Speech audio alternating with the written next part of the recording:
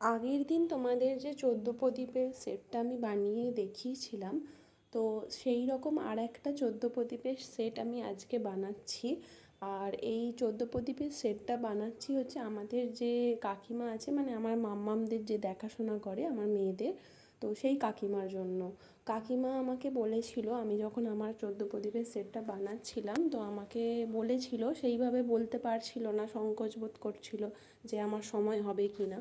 তো আমাকে বলেছিল যে তোমার যদি সময় হয় তুমি আমাকে একটা বানিয়ে দেবে। আমি তখন বলেছিলাম যে ঠিক আছে কাকিমা, আপনি আমাকে থালা আর প্রদীপ এনে দেবেন, তো আমি বানিয়ে দেবো। কমপ্লিট হয়ে যাবার পরে আমি কাকিমাকে দেখিয়েছিলাম, তো কাকিমার খুব পছন্দ হয়েছিল।